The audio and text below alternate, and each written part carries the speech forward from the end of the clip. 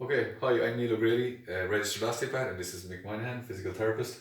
And today I'm going to demonstrate how to do a thoracic spine manipulation in the supine position. So first I will have assessed for dysfunction, and I will have assessed the spine in row scoliosis, so face down to see where the dysfunction is and see how it motion tested.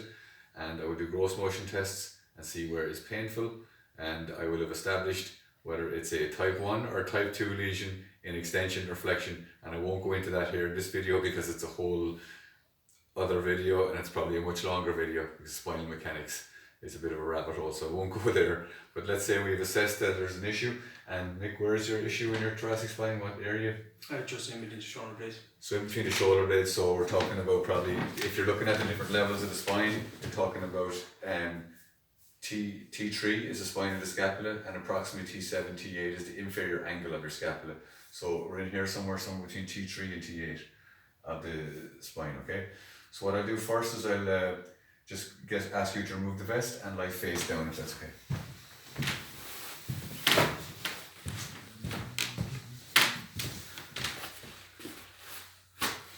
So first what I'm going to do is just get Mick to lie face down and just have a quick look just to ensure that we're in the right place. So I'm just going to work down from about T3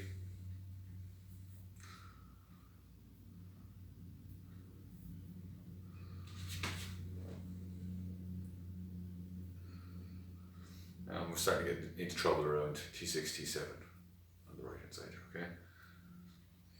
So what I'll do is I'll ask Mick to turn over onto his back and face up to the ceiling.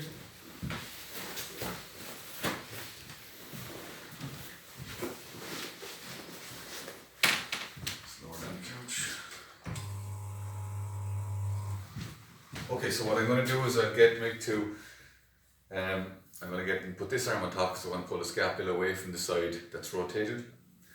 It's not necessary, but it's just the way I prefer to do it. Give yourself a hug, okay? Roll with me. So put my hand like this, in this kind of position. You can do a flat hand for ribs, but here like that, with the spinous processes in the area between your fingertips and your hypotenuse eminence and your thenar eminence. Okay, so about here, like that. Roll back on like that. Little bit of compression. What's really important with this is not to lose the compression. A common mistake that people trying to do manipulations do is they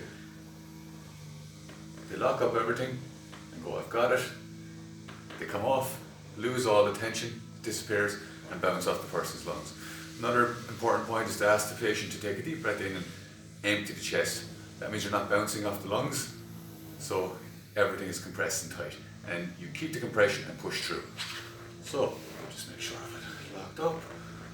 There, take a deep breath in there, Mick, and breathe out.